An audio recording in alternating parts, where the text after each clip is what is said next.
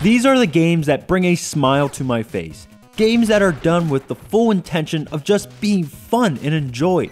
You can tell the developer enjoyed making this game as much as you should playing it. A true work of passion. What started off as one man's attempt to demake Grand Theft Auto 3, taking away the 3D and going back to the top-down pixelated graphics, took on a life of its own.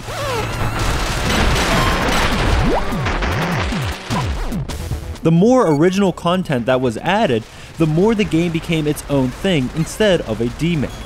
You play as Player, a low-ranking henchman in the streets of Theftopolis.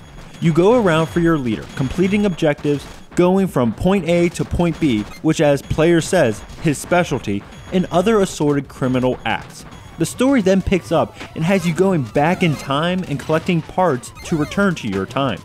The story is quite loose, and not really a coherent tale, but all is forgiven by the numerous references throughout.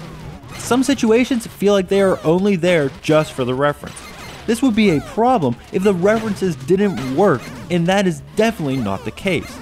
There are hints and homage to tons of famous game series and movies, including but not limited to Metal Gear Solid, Mega Man, Mario, Zelda, Back to the Future, and many, many more.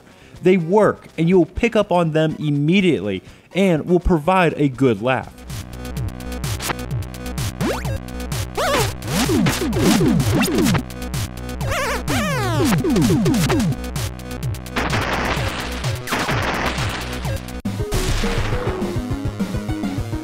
The gameplay itself feels like a mix of old and new.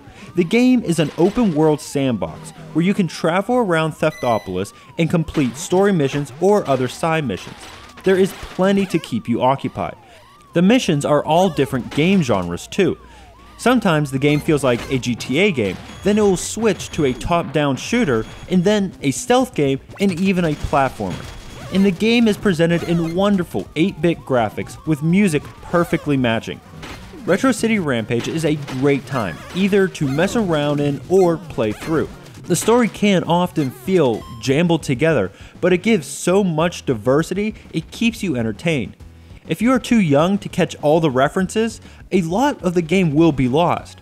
But to all that can, this is a deadly and bloody trip down memory lane.